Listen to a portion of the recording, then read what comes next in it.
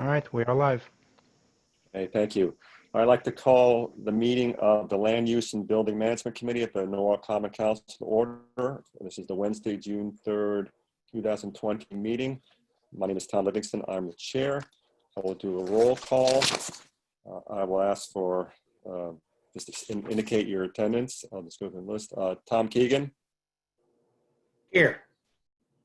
David Hulaman. Here, present. Barbara Smith. Here.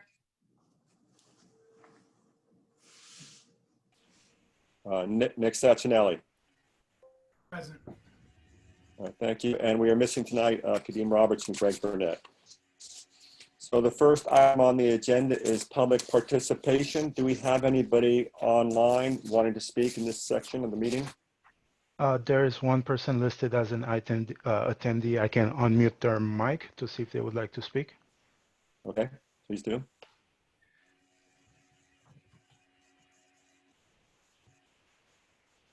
SL Soltis, you are unmuted. Yeah, that's me. I am the secretary for Telesco.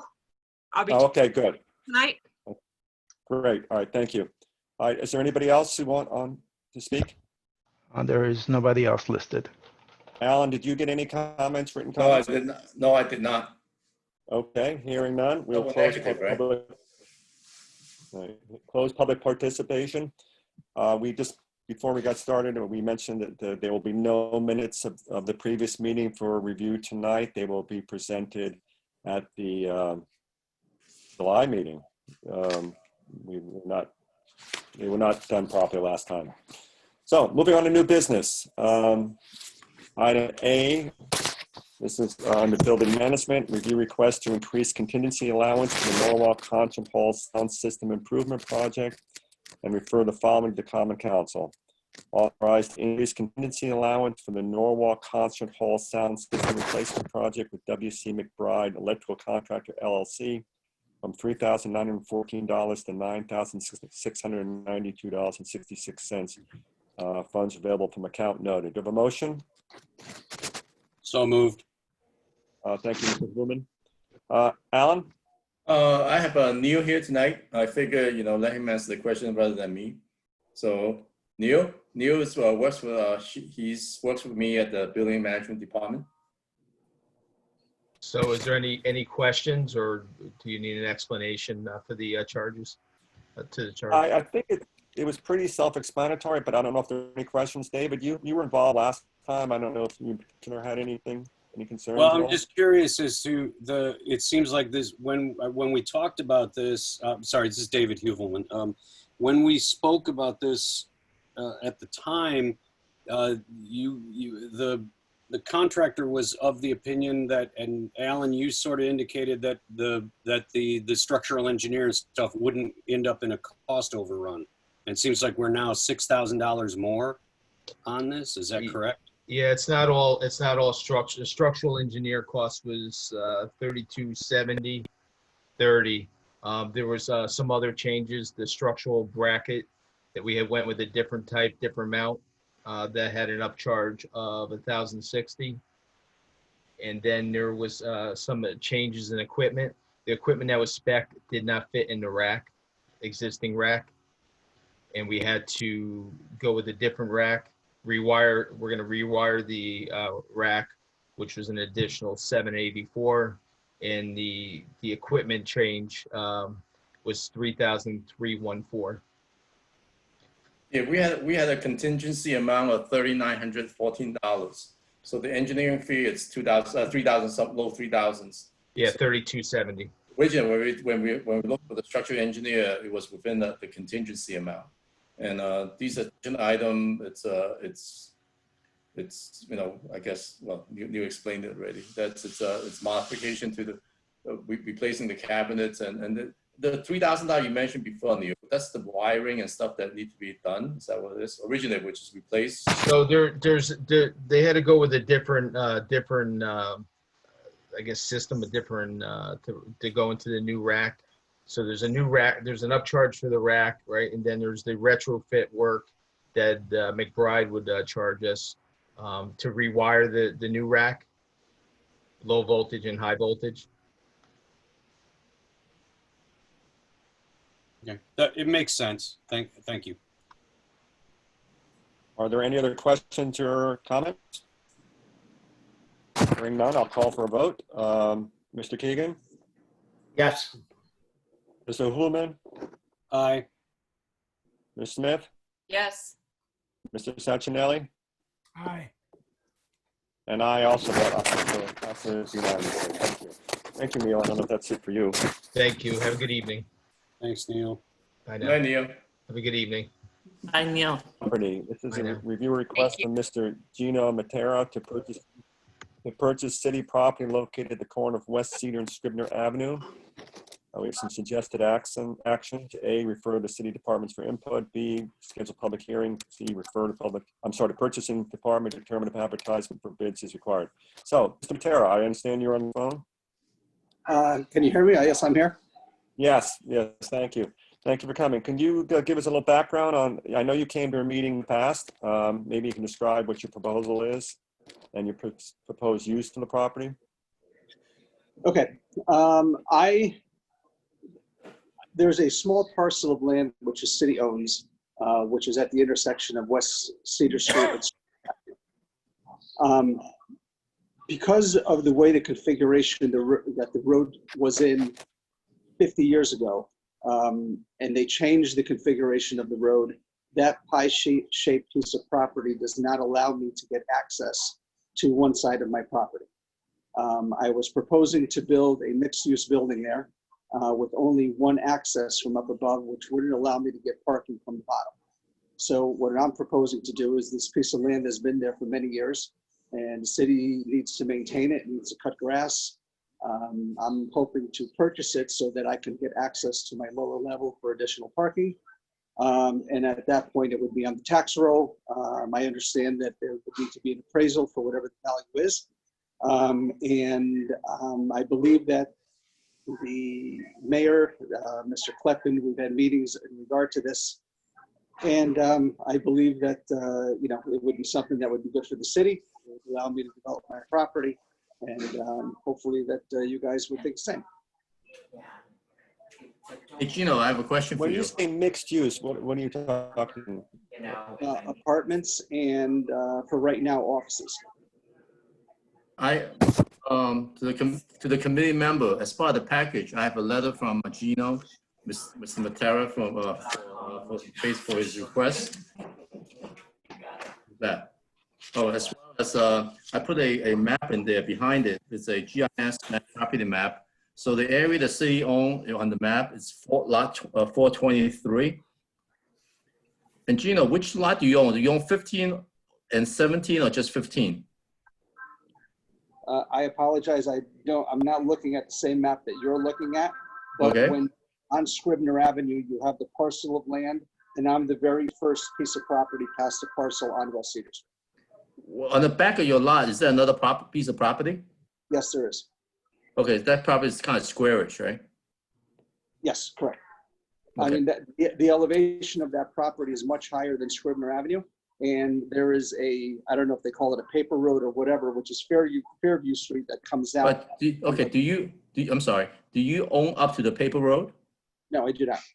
Okay, so that means that you own lot 15, which is about 0.28 acres, like a little more than a quarter acre, right?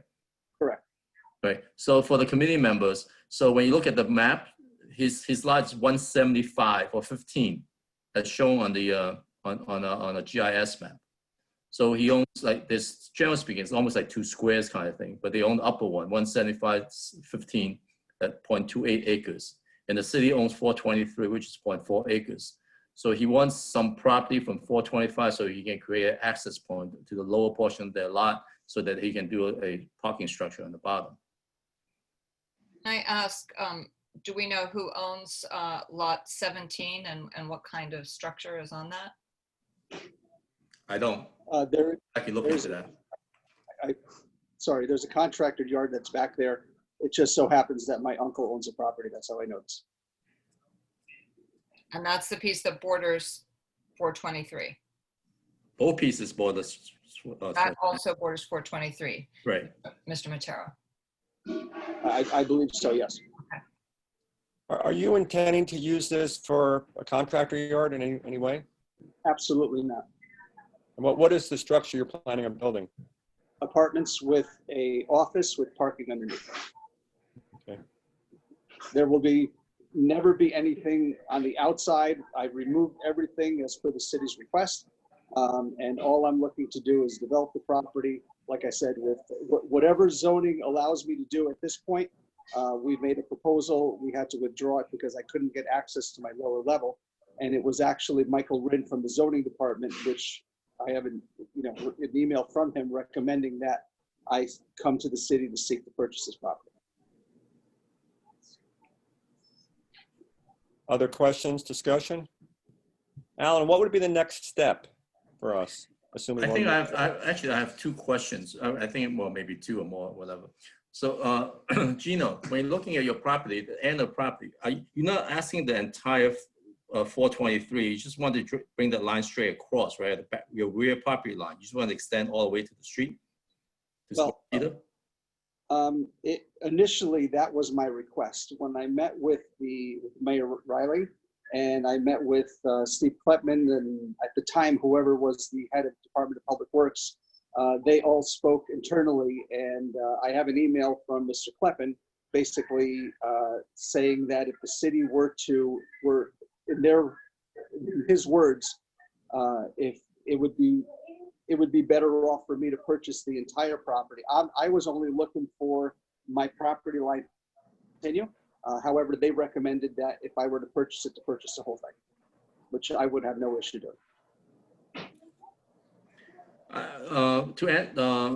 Councilman Livingston, to answer your question, I need to look into this a little further. The reason being is that the process is a little different when a piece of property potentially is a buildable lot. So with the buildable lot, technically, we have to advertise the property to see anybody's interested. Somebody could always ask to put something on this property. So that's why you have to advertise. If it's just a triangle, I need to determine whether, just to try, if we keep the rear of his property line across, what we sell is not big enough for as a property, as a lot. So it doesn't meet a minimum lot standard. So there's no benefit to anybody else except the adjacent property owner, which is Mr. Matera. So that's a different kind of condition. So I need to look at it a little further. And also, if we sell them, in the operating perspective, I would think the city want to sell the whole thing, because why do we want to maintain the little piece, what's left, not a little piece, but what's left of the property? But at the same time, does that trigger a question whether we should ask the other adjacent property owner, the number 17, to see what they want the property or not. So there's a couple of questions there that I need to, me and Gino need to sit down, and then as a city, I need to help figure out what the process would be and what the interest level would be. And part of the action that I listed is that I need to sit down purchasing as well as zoning to figure out what's the minimum lot size and what's the technical way to do this. Because I don't have all the answers at this point. But this, Alan, I agree. We should not sell part of a piece of property and leave the city with a little sliver. That doesn't make any sense. But I think my personal view is that we do ask you to go back and look at the next steps. I don't know how the rest of the committee feels. And it's not really an action item here, I don't think, or is it? right. We have to go through the process of, if we are selling city property, it has to be advertised first. Right. Right, but there's a couple of things. I guess when a property is not, it's like a little piece of paper road. If it's not buildable, we usually offer to the adjacent property owners. Right. That is part of the process, because there's no benefit to any, nobody can use it except the adjacent property owner. So I need to evaluate it and give, and then I can talk to the law departments and give a. So I think bottom line is that there is a potential interest of the city to looking to sell this piece of property to the adjacent property owner. I think that's the first thing I need to get from the committee. It is, then I need to come back to the committee to identify what the process would be, how much property it is. And it's appeared to me that Mr. Perez is interested in purchasing property at appraised value. So If that's generally speaking acceptable, then those are the parameters that I will continue discussion with Mr. Matera. Well, my view is you go do the research, find out what the next steps are, and come back to us with that. I don't know how the rest of the committee feels, but let's find out what the process dictates, and then to do that. Okay, but there is interest, so. I'm in agreement with you, Tom. I think we should pursue what the next steps are with this. I have one question. This is David Huvelman, sorry. Are there any utilities or any water or anything that we need to maintain any sort of right of way on the property or easement? I think there is. So that's part of my one of the action that I need to take to, I will notify all the departments and they will respond to me directly so I can gather all the information and determine whether there's any value. And again, let's for discussion say, if there's a storm drain line that transfer underneath the property, then there's really no value to, I mean, we can't sell to anybody. We can't build on it. So we need to maintain an easement. Then why would anybody want to buy that piece of property except somebody like on the adjacent property owner who needs a driveway? Nobody can build on it really because we maintain sewer. So at that point, the question is do we need to advertise for sale? Well, I mean, it's not a big deal. We can advertise, but at the end of the day, nobody's going to bid on it, right? So we may just do it for the sake of doing it. But at the same time, I just want to go through the whole process exercise and determine what we can and what we need to do or not to need to do. There just It will be require a public hearing. okay, just so the committee knows, there is a sewer line which goes probably about a third of the way up from the corner of Scribner Avenue and West Cedar Street that goes on an angle from West Cedar to Scribner Avenue. And a map that Department of Public Works prepared about a year and a half ago shows that there would be an easement that I would grant or be part of the acquisition, I guess, that the city would have the right to go in and do whatever they need to do if there was ever a problem with the sewer line. Okay, well, Alan can figure that out, work it out. Once you do that and come back to us in July with all the necessary information and details. Very good. Okay. Thank you, Mr. Matera. No worries, thank you. Have a nice Thank you. night. Okay, moving on. Norwalk Library. Review fee proposal for security guard services at the libraries and refer the following to the Common Council for action.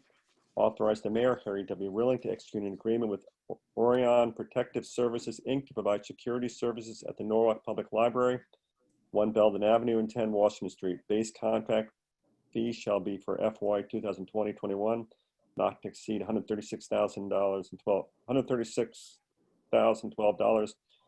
FY 21-22, $140,344. FY 22-23, $142,200. FY 23-24, $149,626, and FY 24-25, $152,720. Funds are available from account noted. Do you have a motion? Anybody? Barbara, thank you. Ms. Smith moves that item. Chris, want to talk about it? Hi. Oh, yeah, we're looking forward to getting the security guards not only to the public, but for curbside service. We've always had security guards in the 10 years that I've been director of the library. It's really important. We had some problems with our last two firms. And we're looking forward to engaging this new firm. And it's also good because even though Orion was not our first choice, they were our second choice, and the other parts of the city are using Orion. So it makes it easier for them to manage each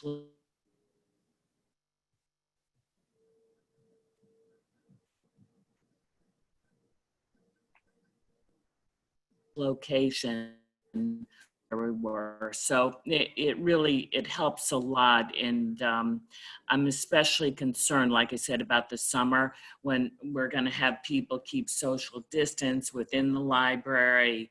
And there are going to be all kinds of new rules that were never in place before. So it will be great to have the guards in place before we open. Right.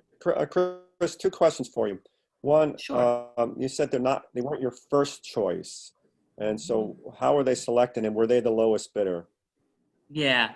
Orion, I don't I don't believe they were the lowest bidder, but they were chosen by the health department and City Hall. And Sherelle, our assistant director, went through all the interviews of the security companies.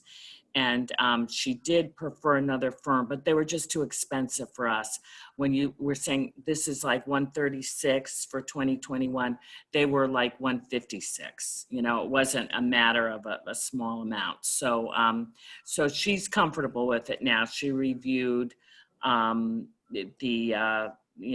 proposal, and I think it's good for the city to have the same company for the 3 areas for which we have guards. Makes sense. Do you know how much more this was than the lowest bidder? Then the lowest, I can't, I don't have that in front of me. But it's the same company that City Hall and the health department hired. So, that made us feel better. But I know there were 3 or 4 companies, I believe, that they interviewed with purchasing. And we can certainly get you that information, Tom. I don't have it here at my fingertips, but I know it's there. It was listed, you did list other firms on the letter, but it Yeah. doesn't say what they were. I would like to see that. Sure, yeah, absolutely. Sherelle would have been on the call with all this backup information, but I don't know what happened. Everyone tried to see if we could facilitate her being on this call, but it just didn't work. So, but I will. I'll get that info to you tomorrow, definitely. I have this is Alan. I think she's Oh, trying hi. to call in. I think she's trying to call in before, but I don't think that worked either. So I can't. No, and it's all right. She's at her desk. I know that, but I said, look, we can handle any questions. Do you want me to call and see if she can look up what the bids were from the other companies? I mean, I would. can do that now, or we can wait till tomorrow. I'd like to do it Or now. Give her a call. Yeah. Yeah, I'd like to know that. Sure. Yes, so would I. Thank you. Okay, good. Yeah, I'll just call her. Yeah, because she's standing by. Here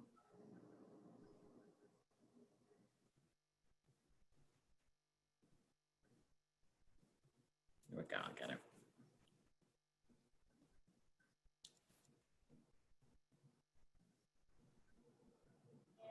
Hey, I'm here with the committee, and they have a question about Orion was not the lowest bidder. Am I correct in that? And yeah, what are the numbers? That's what they want to know. Like what? Yeah. Okay. Yeah. Right. I told them that they've got that, but yeah. Okay. She's looking it up.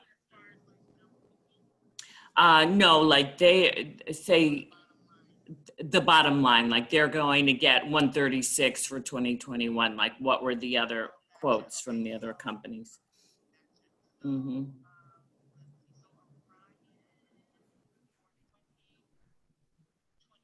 Mm-hmm. Okay, good. And we can leave it at that for just 2021 for, I think, right, Tom, for purposes of comparison. I think for now, but I'd like to get that before the council meeting.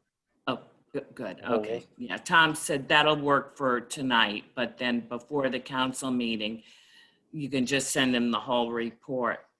Yeah, that's a great idea. He can't hear you. Yeah.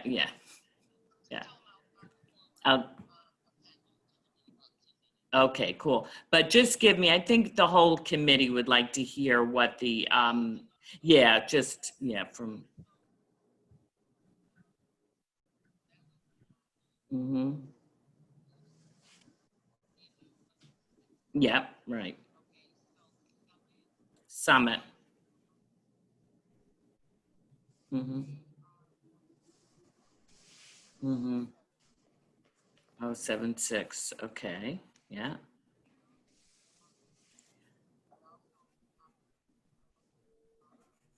Mm-hmm.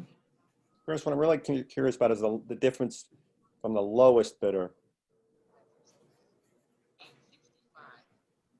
I'm sorry. These are, she's giving me the Summit and Aaron were higher than the 136. So you don't, the lower one he wants. Yeah. Yeah, no. Mm-hmm. Mm-hmm. It's still higher.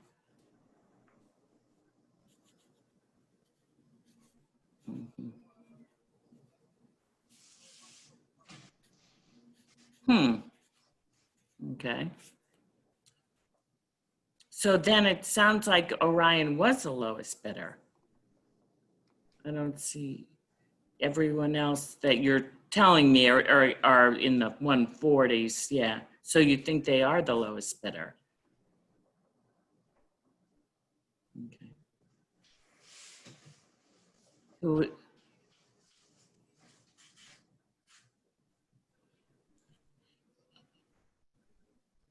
What did he come in at, Andy Frame? One, yeah, I know. Oh, okay, okay, right, because, yeah. Yeah,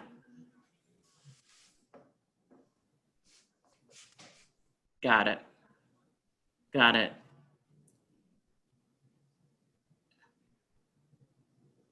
Yeah, yeah. Just give me the lower ones. There's only one. Andy Frame is the only one lower than Orion. Gotcha. Okay. Okay. Okay. Good. Yeah. Gotcha. Okay. Perfect. I'll tell him. I'll call you back if needed. Okay. Thanks, Cheryl. Bye. Bye. She's gonna send you the packet, Tom, that she sent to me. But there was only one company lower than Orion, and that was Andy Frame, and we had them before, and they were unacceptable.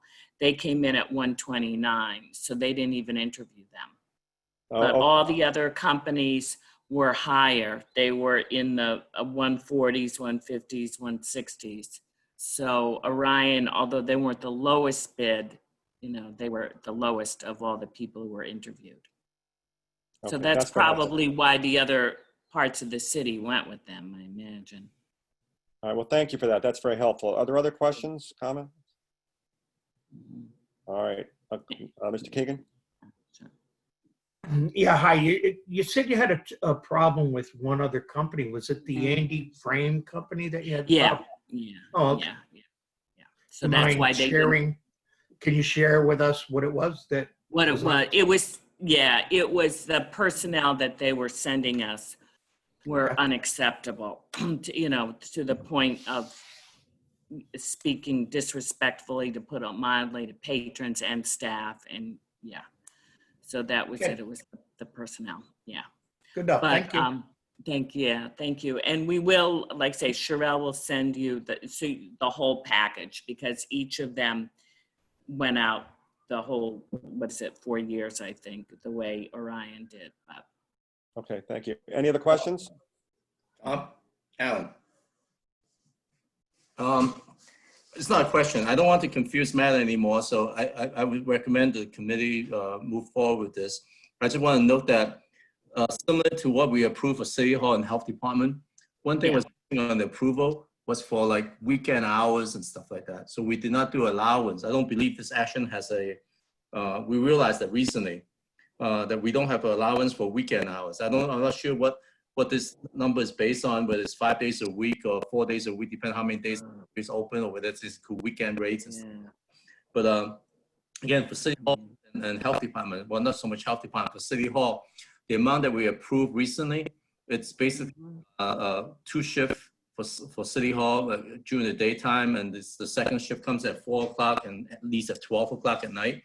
It's 2 for City Hall. and it's for 5 days a week. So all the concerts and everything that goes on a weekend, we have security guard. So we never did the allowance for it. So I need to come back next month or month after to do an action just for the set of allowance for weekend activities. Okay. So I think similarly that, I'm not sure how often the library has weekend additional hours that needed beyond this base contract. So we may have to come back. Oh, yeah. Every weekend, we're open 7 days a week. Yeah, so I need to sit down with Yeah. you to figure out, I believe this is just for the typical 4 days a week. I'm not sure how many days you have security guard Okay. weekend, or whether that's a weekend already or not. So I Yeah, need to we sit down don't with you. actually, we're open, I'm sorry to interrupt. We're open Saturday and Sunday. We always have a guard on Saturday. So I'm sure that was in the RFP. We have not had a guard on Sunday. We're only open for 4 hours, so it's never been a problem. But we do need them in the evenings. We're open 4 evenings. Yeah. Actually now 5, because we've been open, like I say, things may change, but we've been open Friday too. So we're open Monday, Tuesday, Wednesday, Thursday, and Friday. So We don't usually have a guard on Friday night, but And 4 I'm not nights. I'm not trying to confuse the matter. I would like to request the committee to continue to follow the approval process for this. The reason being is that the current contract expires by July 1st, even though this library may not be open. I think once get approval, because we still got to do contract period. Right. And so, I mean, even though we contract, doesn't mean we have to hire them right away. So, it's just contract to hire, but at the same time is the actual payment is when we start actually physical be on place based on instances. So we can approve from July 1st, but yeah, they can start service in July 15, depending what it is. So, but Okay. I recommend that we continue with it. We will need to come back to get the allowance for weekends and holiday events and stuff like coverage. Alan, are you talking about City Hall or library needs to come back? I'm talking about City Hall. I need to come back. Okay. At the same time, library may have to do it. Depends what this number is based on, whether it includes the Saturday hours and. Sounds like it would have been part of your RFP though, Chris. You've always had that, right? Yeah, Exactly, yeah. That's what it sounds like to me too. Yeah. Well, you guys can come back if you have to, but let's unless there's any don't- more questions, just gonna call for a vote. Mr. Keegan? Yes. Mr. Yes. Hooverman? Aye. Ms. Smith? Yes. Mr. Sacchinelli? And I didn't hear you, but I think that's a yes, and I also vote yes, so unanimous. Okay, thank you, Chris. Thank you. Take care. You Bye. too. All right, school construction, a general update. Alan or Jim? I think Jim is going to do the update for us. Jim? Okay, I'm going to try and share the screen here. I can't share the screen. Anthony? The host disabled me from doing that. Dan, Anthony? around? Go ahead and try it now. You should be able to do it now. Okay, Okay. thanks. Oh, hi, Anthony. Hi.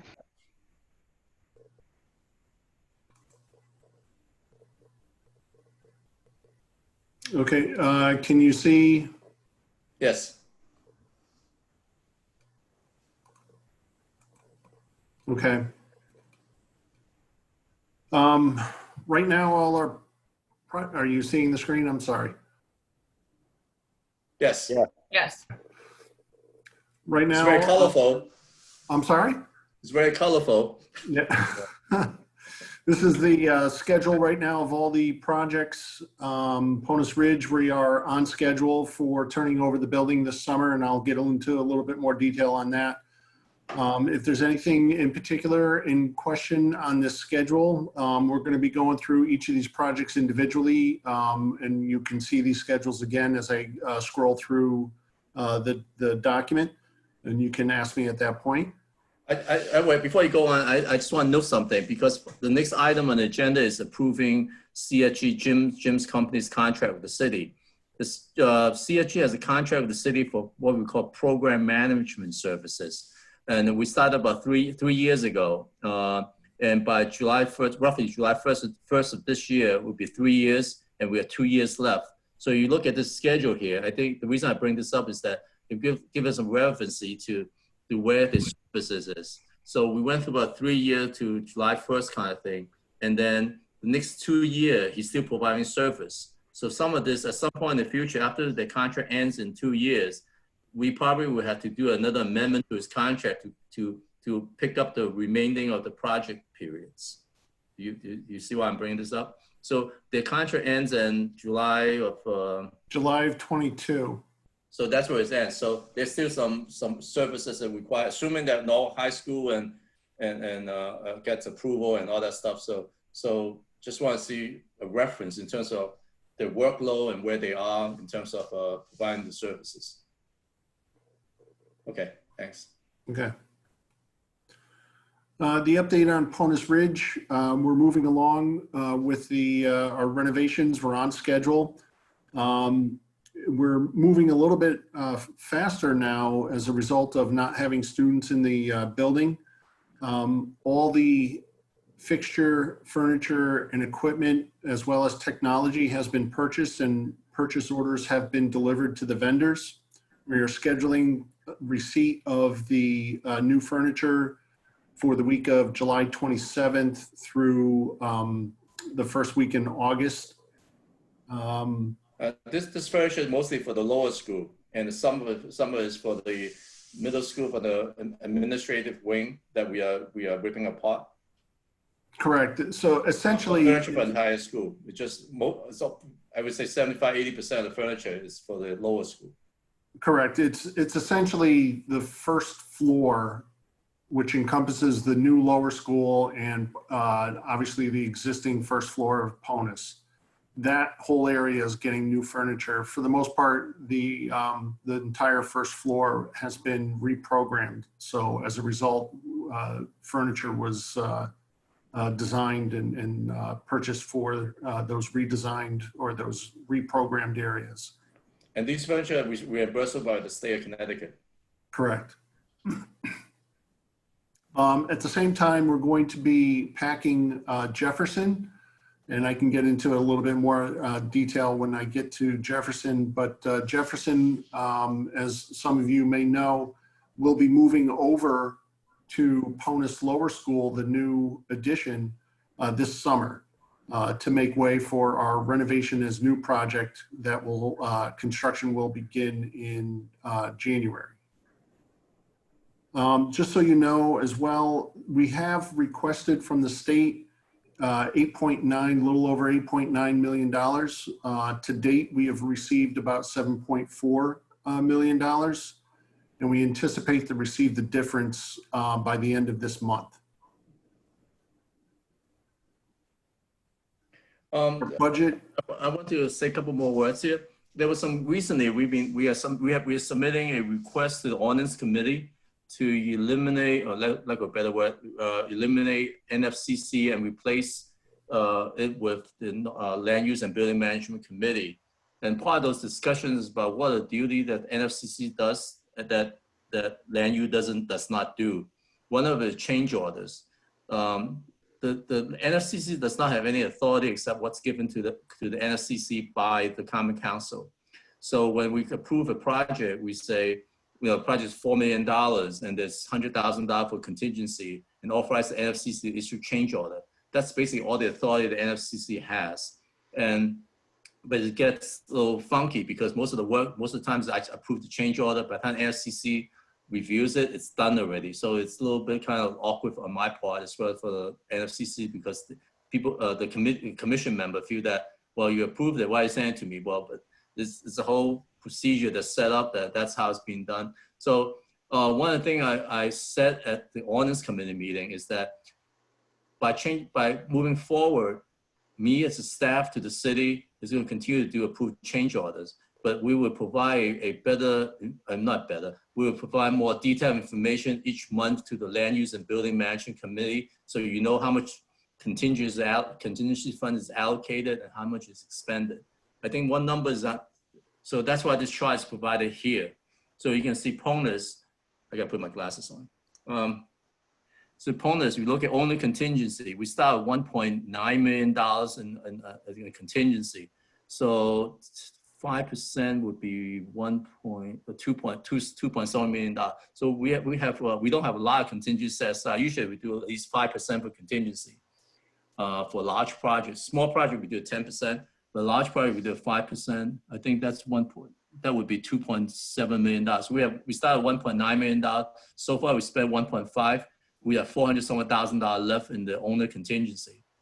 The furniture, we set aside $1.6 million. The furniture we bought so far is $1.3 million, so another $300,000 free balance. That includes technology as well, Alan. Okay, FNU technology. CM contingency is what we set up for construction manager's contract. CM means construction manager. There's a contingency in there. So we budgeted $500,000 for contingency, spent $232,000. So there's balance $733,000. Construction costs. Jim, you need to help me a little bit here. The construction cost is essentially what's remaining to be billed by Newfield. Okay, so when we say remaining balance, doesn't mean it's free balance. You just haven't spent the money yet. No, right. Okay. All right, so do you follow that? The difference between the bottom three numbers and the $5 million, the $5 million is we still need to spend as part of construction, but the CM contingency, furniture, those are generally speaking free balance unless we spend it for something for change orders. Well, Alan, it looks like there's about $1 million left, right? Yeah, there's about $1 million left. And then the reason why soft cost is zero is because we haven't paid. So these numbers look, that's why I think I want to go for a little explanation here. It's a little bit hard. I think that we need another column for the future that was expended, is actually expended. And then there's ones that are committed, but right. If you'd like, essentially the soft cost is the reason that the remaining balance is zero is when we have completed, and we're treating it a little bit different than construction costs, but once we have completed an item, materials testing, and we have a free balance, we transfer the free balance into the owner contingency. Oh, okay. So some of the savings that we realized in soft costs with some miscellaneous consultants was that free balance was put into the owner contingency. So the remaining balance as zero doesn't mean that there, it's a little bit, like I said, it's a little bit different than construction costs. We probably should have shown a unexpended balance, but committed balance, I should say. Yeah, I think I don't want to tie everybody down for some. I just want to I think we need to develop. Me and Jim didn't have a lot of time to spend on this because whatever. But at the same time, I think we need to go back and do, because like architecture fee, we haven't spent all the money yet, but Correct. It's $3.2 million, but it's not expended, but it's encumbered.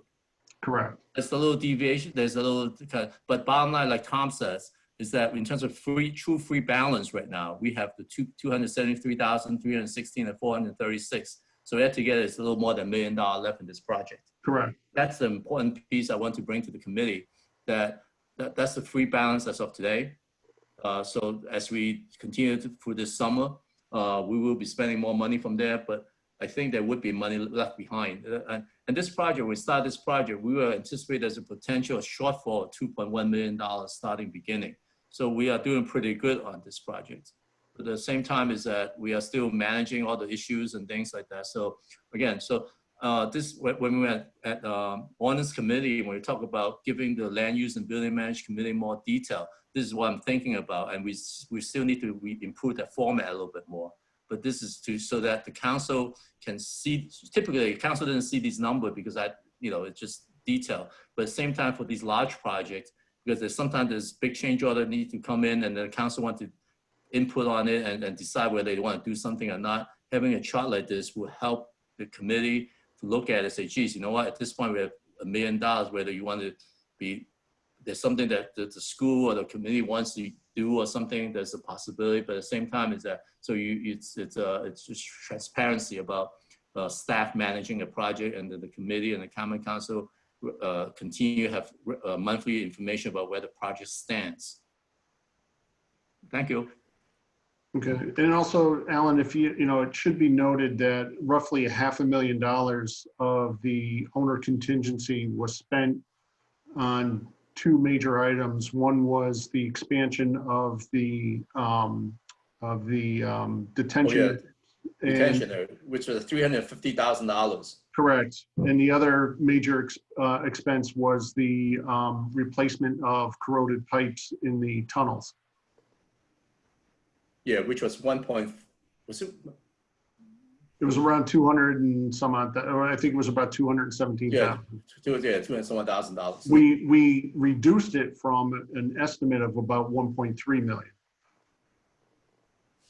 Okay. Okay. Remaining schedule for Ponies, again, we're still on schedule for opening school, first day of school. Whenever that may be. Whenever that may be. Yeah. New Columbus, we're investigating land opportunities in South Norwalk, both for replacement and the possibility of a new location. And Jim, for next month meeting, maybe we want to show what we spent on Columbus as well. Very good. Norwalk High School, the culinary arts expansion has been completed. However, there had been some complaints about odors permeating from below into the classrooms above. So as a result, actually, the contractor was there yesterday to start working on doing duct extensions. There's exhaust duct on the ground floor where the culinary arts classrooms are located. And we extended the exhaust duct to get it further away from the building, hoping to mitigate the problem. The other issue with the updates is scoreboard. The scoreboard was installed. However, we noticed that the paint was peeling on the scoreboard. We notified the manufacturer or the installer, I should say, and instead of trying to come and rectify the situation in place, they decided to build a brand new scoreboard and replace the one that they had just put up. Norwalk High School, the new Norwalk High School, as far as I know. Let me just stop for a second. So originally, this project, we budgeted $11.5 million. We spent around $5.2 $2 million. So there's another roughly $6 million left in this account. Correct. We're still working on preparing the grant application and going to move forward soon as special legislation for the school projects is approved, and we're anticipating in July of this year. I think we need to explain that a little bit more. I'm sorry. I know it sounds like I'm prolonging these conversations. I am. What happens is typically the city gets a reimbursement at rates of about 33%. And for new construction, there's a penalty to it. Instead of 33%, the city only gets 23%, but it's 10% less. So typically when you build a new school, similar to like Cranberry or something like that, we only get 23% reimbursement. So every dollar the city spends, we only get 23 cents back for new construction. For Norwalk High School, what we have done, what we're proposing, well, what is being proposed to the state is that we're looking for special legislature so that the state will approve the 80% reimbursement for these projects. So recently, the capital budget, we have allocated, the city allocated about, I think it's about $50 million, I think it is, that you go to be about 20% of the total cost of the project, estimated to be about $250 million. So I just wanted to see, so you understand what we're talking about. And also we still have the $6 million left from the previously approved budget. Thank you. No problem. Thank you. Here's the proposed schedule for the new Norwalk High School, should everything move forward as planned.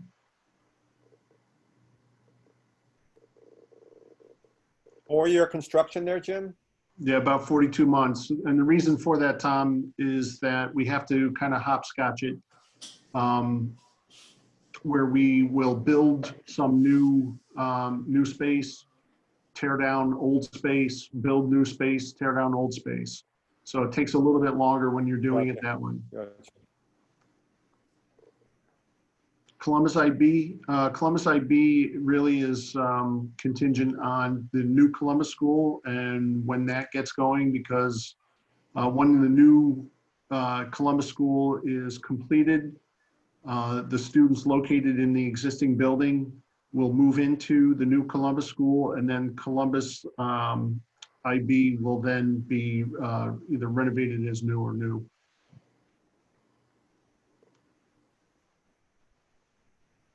And again, this schedule is contingent on the new Columbus schedule. Jefferson, renovate as new. We're moving forward with design. We're actually in the process of getting our 8-24 in our planning and zoning approvals. We are going to be meeting with the state in the beginning of July for their review. The state reviews the drawings in 3 phases. They review it at the end of schematic design, at the end of design development, and then at the end of construction documents, at which point they will approve us to go out to bid.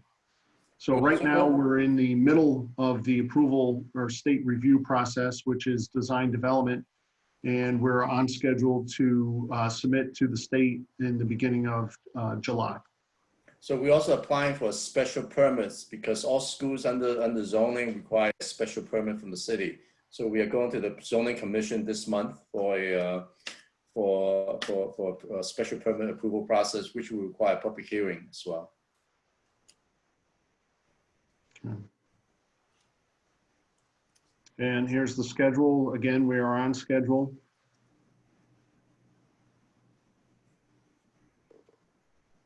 Cranberry Elementary School, we're working on the grant application for that essentially new school. The only remaining piece that will stay in place is the existing gymnasium. Or at least that's what we're proposed right now. And then there'll be a 2-story classroom space up in front of the building here. These old classroom wings will be removed after the new classroom wing has been constructed.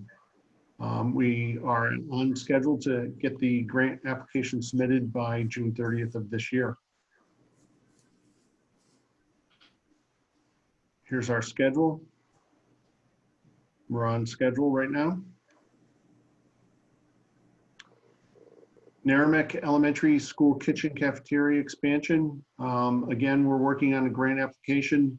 Ed specs have been approved by the Board of Ed, and I should say the ed specs for Cranberry Elementary School were approved by the Board of Ed as well, which is part of the grant application. We are working with the Board of Ed to get the required information together and again submit for this June 30th. I just want to know something here on the Narragansett. Me and Jim had this conversation. I think at the end of the day, the state would provide us with some answers. The question I asked Jim recently is about state reimbursement, because sometimes they look at it as like if you have a kitchen already, you build a new kitchen. Is that considered new construction, a program change, or is it just renovation work that they won't reimburse? So I think a cafeteria, they probably will, but the kitchen, but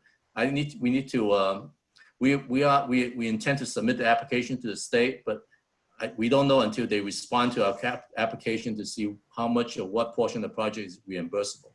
So that still need to be determined by the state. So again, we intend to request the whole project for reimbursement, but I'm not sure how the state will look at it, because again, it's a renovating, build a new kitchen, but it's not a change of use.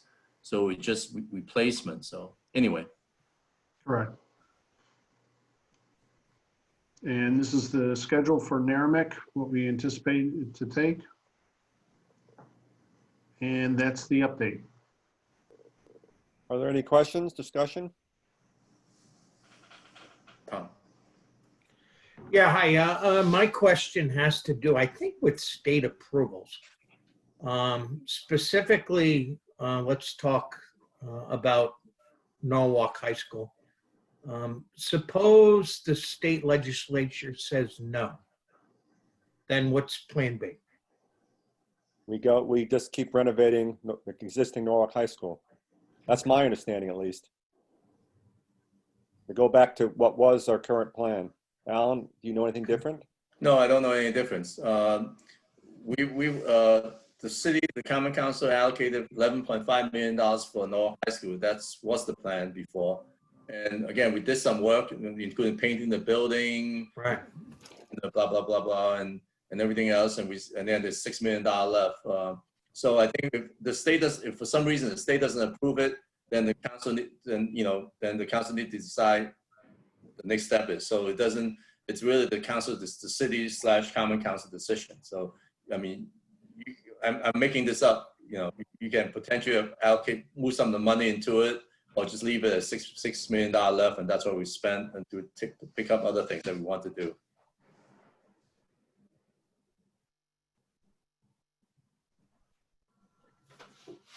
Anything further? Okay.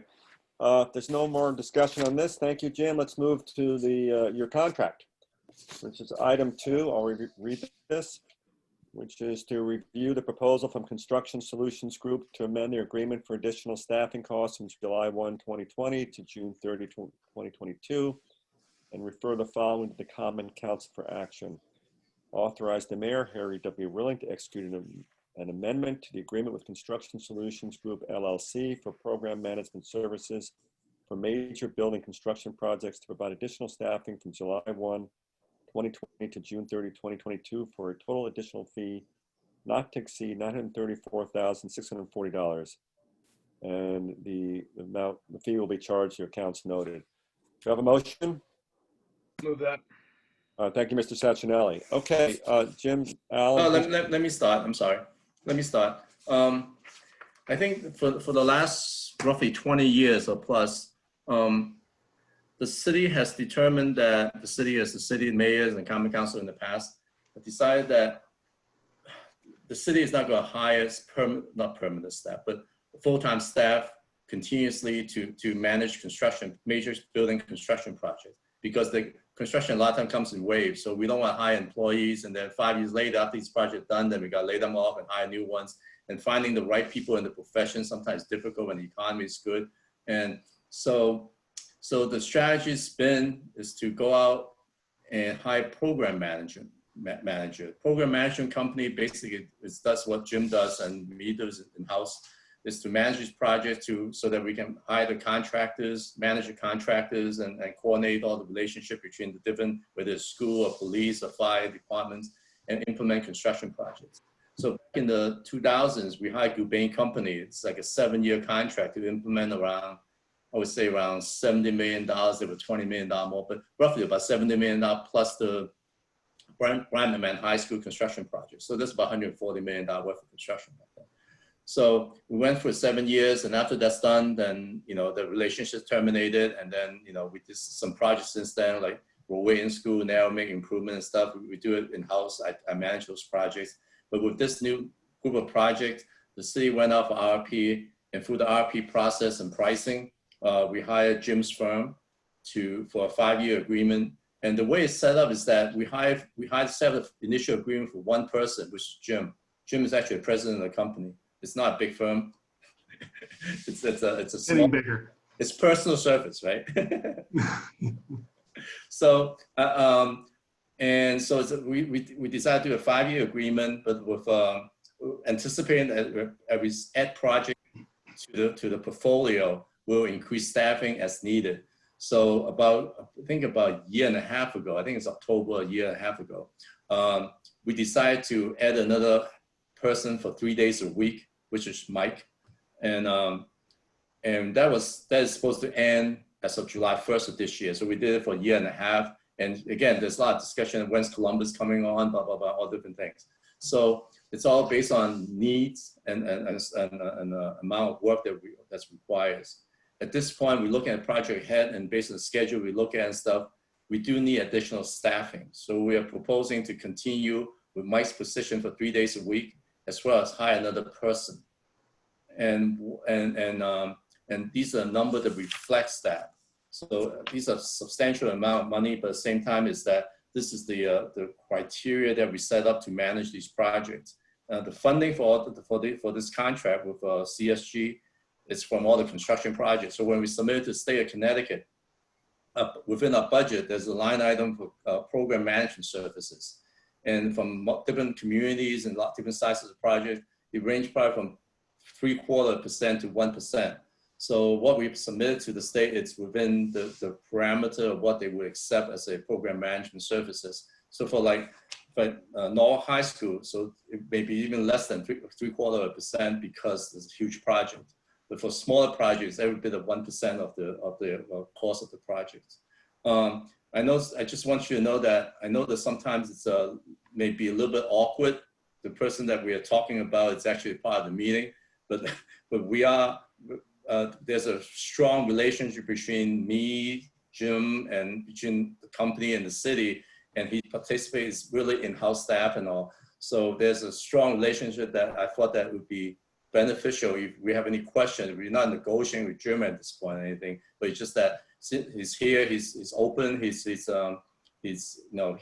very responsive in our relationship, and it's part of the team kind of thing. So I thought it was a good idea that we talk about it together in case there's any questions and something we want to look at. And it's a very straightforward relationship. It's really adding additional staff to manage the size of projects that we have. And when for some reason Norwalk High School doesn't come along, me and Jim will sit down and figure out how we reduce staffing, what we need to manage the rest of the projects. So it's not like once we're contracted, we are committed to it. We are committed to it because of the size of the projects that we have. So at some point, if there's a change or we for some reason add more projects, or again, library is another one that may come on board and stuff. So as these things changes, we got to look at each situation and see what flexibility we have, and then staffing. That's the benefit of hiring an outside company to help us manage projects so that there is flexibility. Yeah, I just want to add to that because I spoke with Jim and Alan last week, just to emphasize the fact that we could or would renegotiate, or actually not even renegotiate, you would sit down and figure out how to cut costs if we do not proceed in some of these projects. You also mentioned, Alan, or maybe you did, Jim, the termination provision of the whole agreement. Should we ever get there, we can terminate at will, I understand, right, Alan? Yeah. Yeah. So, I mean, we have that if things weren't working out as well. But Jim, I don't know if you want to add anything, or we just open to questions. Well, no, I just want to make sure that everybody understands that, I'm not looking for something for nothing. If a project falls off, off the, the program, we're going to make adjustments as necessary. I just want to make sure everybody understands that and is comfortable with that. So if, again, as Alan said, and if there's any issues with any of the projects moving forward and we don't need full-time representation, or we can take somebody off, we're going to do that and make adjustments as necessary. Questions? Yeah, David, go ahead. This is David Huvelman. Just a quick question. So then your contract fee is X, but are you billing on a monthly basis based on time and use? So if projects fall off, or do you bill quarterly? Is that how we're able to account for that type of thing, where a project falls off, you suddenly don't need that person as much? I mean, is that how it works? I bill monthly. Thank you. You're welcome. Barbara, do you have a question? So just explain, look, what's the benefit of moving forward with the contract now as opposed to waiting another 6 months, say, to add that full-time person until there is an approval from the state for Norwalk High School? Well, we also have Cranberry and Narragansett that are going to be coming on, in which we're going to be, that's going to follow, and for lack of a better term, that's going to follow the normal process, in which the grant application is due by the end of June. So as a result, we're going to be soliciting architectural services as well as construction management services for those two projects. We have two moves this summer, Ponies and Jefferson, as well as the management of the design for Jefferson. So quite honestly, we have quite a bit of work coming up this summer. And we felt that, now was the time to move forward. And it takes a little time as well for somebody new to get acclimated to the projects and learn. And, as because of that, I have had the individual who's going to be coming down full time involved in some discussions, listening in on meetings. So that way, when he does start, it's not a cold start. Thank you. Tom, you had a question? Yeah, just a comment, Tom, Jim and Alan, thank you for your flexibility on this staffing. And if, you know, it looks like we may need these people if all these projects go forward. Absolutely. And if they don't, then you can readdress it, and we appreciate your flexibility. Thank you. You're welcome. Nick? Just a question on the assistant project manager. You have it listed as 3 days a week. Is that still a 40-hour week for these people, or what's that look like? You will be charged basically 24 hours a week. So can you just break down that cost a little bit further? So for 3 days a week for an assistant project manager, we have it listed as 150,000 for that position, 156,000 for the second one, for the second year of it. Correct. Can you just break that down a little bit? Because we're 356,000 for 3 days a week and 24 hours of work just seems substantial. Yeah, it's. Yeah, this is very Give me interesting. 1 second. Okay. Me and Jim had a long conversation about rates. I mean, Whoops. it's interesting when we look at these numbers. It's benefit package, it's taxes, it's General liability, it's phone, it's everything all in one. It's all encompassing. And one of the things too, Nick, is my rates were bid. It was a competitive bid response, RP, and my rates were lower than the other two that responded. But I mean, you're still, so you're telling we're paying for there's a cost associated with the phone and the benefits and so forth, but Correct. it just seems groundbreaking to have $156,000 tied to 24 hours of labor. I need more. Like okay. what goes into 24 hours of labor worth $156,000?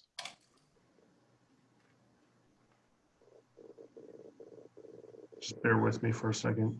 Because I want that job. Yeah, well, they don't get paid that much, unfortunately, Nick, and I don't get all that either. The state takes quite a bit. The federal government takes some. My insurance companies take it. Health insurance. Nick, just so you know, we had this discussion last week on the rates, and where I came out was the bidding process. I mean, this is what they cost, but let Jim go into the numbers. I mean, as he said, the individual doesn't get that money. It's a lot. Yeah. There's overhead, there's profit, there's benefits. Right. But I look, and the bottom line for me is what it would cost when we bid it, and that's what I. But my thing is, what is the city? I get the cost of overhead to run a business, right? And that's with all due respect, that's Jim's cost. We're getting 24 hours of labor out of it, and it's costing us 156,000. That's why I'm pushing this one a little bit. It's $115 an hour, 115.76 an hour for an assistant project manager. Okay. And I'll tell you, Nick, if you want to put it in comparison, we just recently bid to the state for on-call services. And I can't remember what the assistant PM is, but our regular PM is $150 an hour. And we charge, our rate to you is $138. Okay. It gives you a little bit of a comparison. No, I actually appreciate that.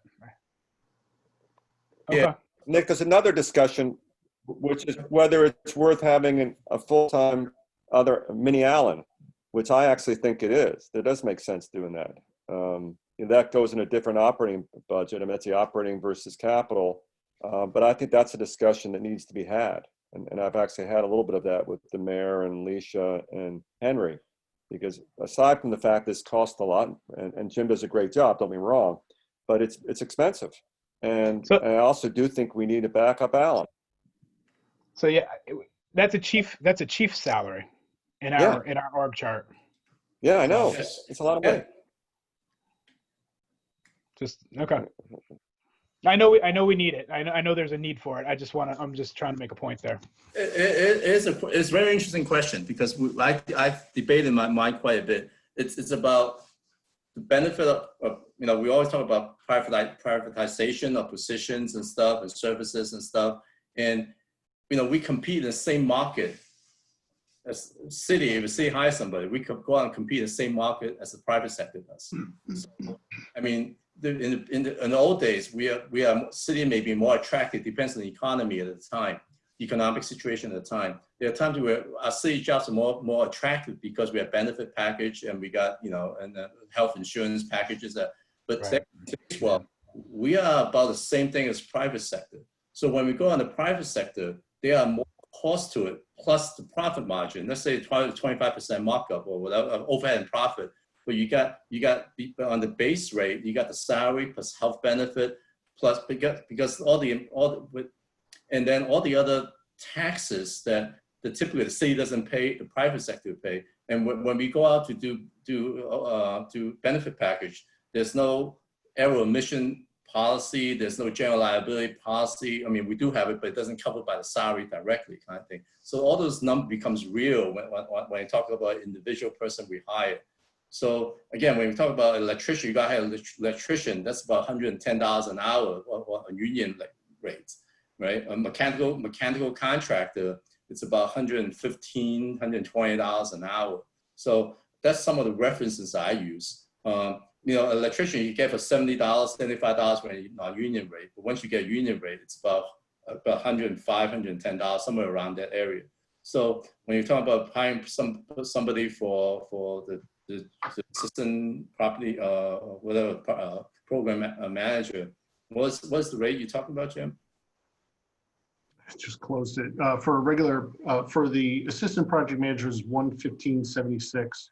Yeah, so it's probably around, it's kind of similar to what a union electrician's rate, a billable rate is. So it's competitive in that perspective. So again, there's no question. I mean, city employees not getting that kind of money, but we got to look at the perspective that we can, when these project ends or when we don't get a project, we have the ability to just say, Jim, by the way, you know what, another week or so, we don't need this person anymore. It's done. So it's not like layoff and hiring and all the other stuff that goes with it. And also the quality of the employee. We hire somebody, try to find somebody, it didn't work out. It's a little more a problem. Yeah. The private sector, so we pay for all those benefits. That's the one thing where I don't want to push the topic. We know Jim and his team does good work, so I'm not going to push the topic too hard. But and Jim, I do appreciate you breaking that down kind of to an hourly oversight and having some comparative numbers. That does help. You're welcome. I understand. Right. Any further questions? I'm sorry, Sam. I know I know I'm supposed to stop when you said okay. Can I put you on mute, Alan? Yeah. But yeah, I mean, if you want, reach out to me and then we can provide you additional information because I don't want to. I know this, like I said, beginning, this is a little awkward. So I mean, if Jim here, and then you may not feel comfortable talking about it, getting too much detail and stuff. But at the same time, you need any additional information, send me an email, and then I'll give you more technical numbers and detail that we talked about. Just real quick, Jim, that 115 is your billable, right? Correct. Thank you. Right. Any further questions? Hearing none, I'll call for a vote. I just want to say that I think Jim and his crew have done a tremendous job over the last few years. Really stepped up and they're always been available. So thank you, Tom. For that. All right, call for a vote. Mr. Hooverman? Aye. Mr. Stacinelli? Aye. Ms. Smith? Yes. Mr. Keegan? Yes. And I also vote yes, so it's unanimous. Thank you, Jim. Thank you, Alan. I don't think there's anything else on the agenda. Do I have a motion? Motion. Thank you. Motion to adjourn. All in favor? Okay, thanks, everybody. Thank you. Good night. Have a good night. Thank you, Jim. Safe. Thank you, Alan. Thanks, everybody. All right. Good night. Good night.